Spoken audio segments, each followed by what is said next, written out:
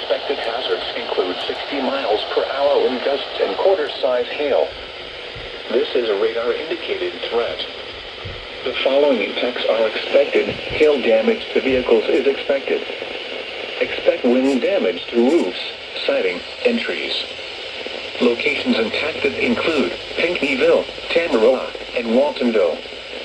This includes Interstate 64 in Illinois near mile marker 65.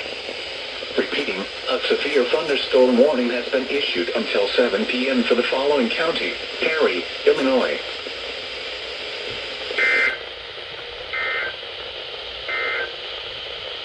The National Weather Service